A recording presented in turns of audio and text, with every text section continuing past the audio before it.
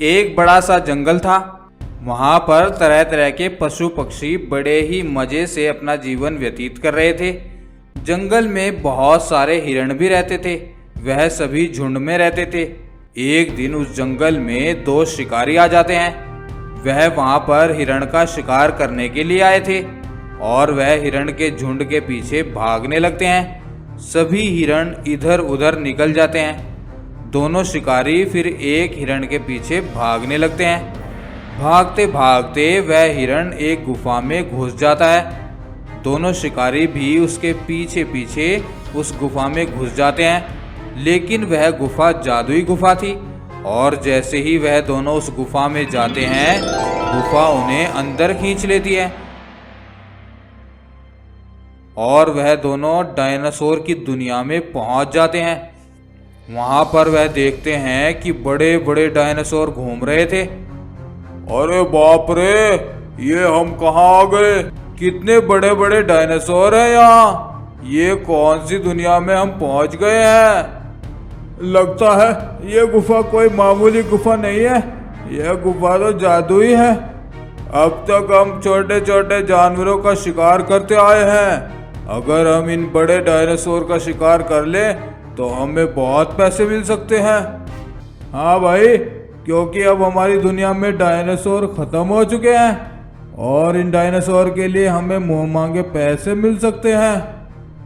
ये सोचकर वह दोनों गुफा के रास्ते वहां से वापस आ जाते हैं। उनको बातें करते हुए पास ही में एक छोटा डायनासोर सुन लेता है।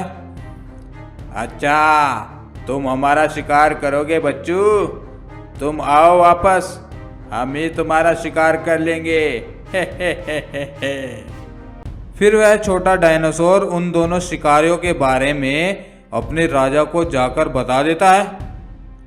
अच्छा, ये बात है, आने दो उन शिकारियों को। वो दोनों हमारा क्या शिकार करेंगे? हम ही उनका शिकार कर लेंगे।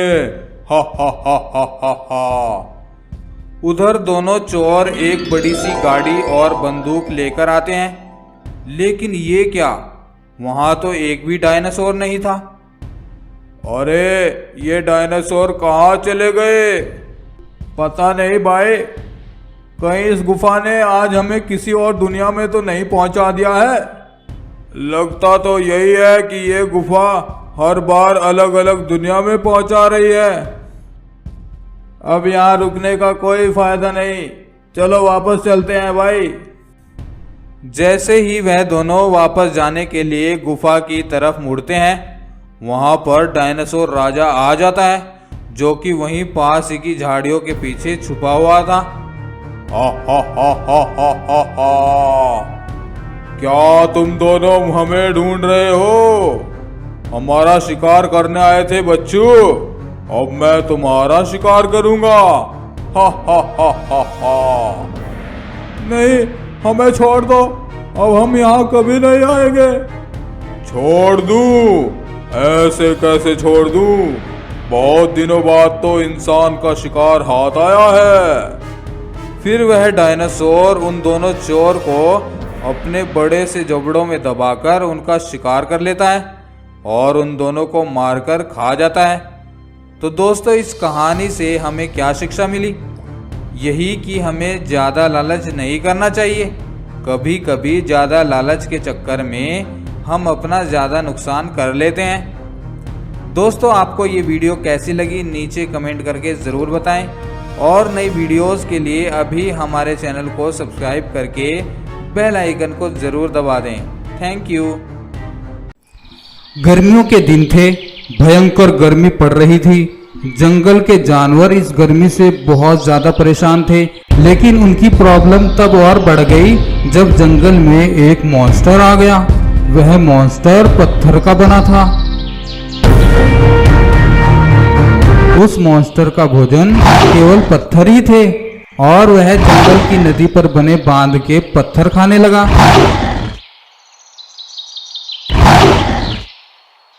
वह बांध जंगल के जानवरों ने पानी की बढ़ती समस्या के लिए बनाया था, जिससे वह नदी का पानी स्टोर करके रखते थे, क्योंकि गर्मियों में नदी में पानी नहीं आता था।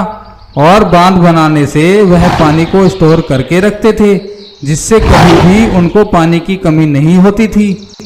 लेकिन मॉन्स्टर के द्वारा बांध के पत्थर खाने से धीरे धीरे नदी पर बना बांध टूटने लगा और नदी का पानी आगे जाने लगा। जंगल के जानवरों को जब ये बात पता लगी तो वह सभी मिलकर उस मॉन्स्टर के पास गए। भालू बोला, मास्टर भाई, आप अगर सारे पत्थर खा जाओगे तो नदी का सारा पानी बह जाएगा और जंगल के जानवर प्यास से मर जाएंगे। तो वह मॉन्स्टर गरज कर बोला, मरते हैं तो मरने दो, मुझे क्या, मुझे तो पानी की जरूरत ही नहीं। तभी लोमड़ी ने कहा, मास्टर भाई, आपको तो बस पत्थर ही खाने हैं ना, आप कहीं और से भी तो पत्थर खा सकते हैं। आप पहाड़ के ऊपर जाकर जितने चाहे पत्थर खा सकते हो। तो मॉन्स्टर गुस्से में बोला, मैं क्या तुमको पागल दिखता हूँ? जब मुझे आसानी से पत्थर खाने को मिल रहे हैं तो मैं क्यों पहाड़ पर जाकर मेहनत करूँ? हाँ, अगर तुम लोग मुझे पहाड़ से पत्थर लाकर दो तो मैं ये पत्थर नहीं खाऊंगा। जंगल के जानवरों ने आपस में मीटिंग की और ये डिसाइड किया कि डेली एक जानवर मॉन्स्टर के लिए पत्थर का इंतजाम करेगा।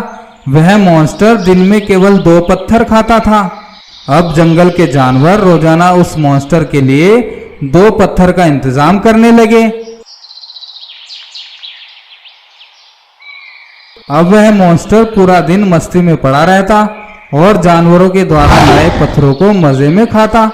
लेकिन धीरे धीरे मॉन्स्टर की डिमांड बढ़ने लगी और अब वह और पत्थरों की डिमांड करने लगा। अब वह दिन में 4-5 पत्थर खा जाता। जंगल के जानवर उस मॉन्स्टर से बहुत परेशान हो गए थे, क्योंकि इतनी गर्मी में बड़े पत्थरों को ढोना बहुत मुश्किल काम था। एक दिन जंगल के राजा शेर ने जानवरों की एक मीटिंग बुलाई और उस मीटिंग में उस मॉन्स्टर से कैसे पीछा छुड़ाया जाए इस बारे में सभी से राय ली गई। सभी जानवर अपनी अपनी राय देने लगे। कुछ ने कहा कि उसे जला दो, कुछ ने कहा उसे कैद करके भूखा रखो तो वो खुद मर जाएगा। लेकिन ऐसा करना बिल्कुल भी आसान नहीं था, क्योंकि वह मॉन्स्टर पत्थर का बना था और उसको जलाना या कैद करना नामुमकिन था।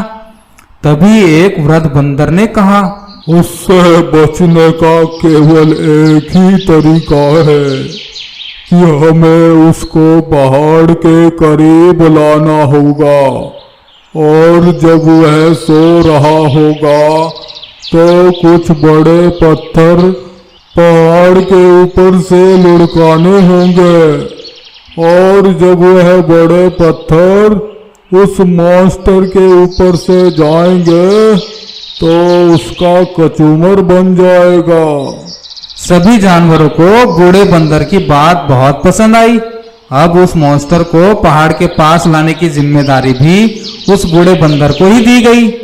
बूढ़ा बंदर एक बड़ा सा पत्थर लेकर उस मॉन्स्टर के पास पहुंचा और मॉन्स्टर से विनती करते हुए बोला, माई बाप, गुस्ताखी माफ, मैं आपसे रहम की भीख मांगता हूँ।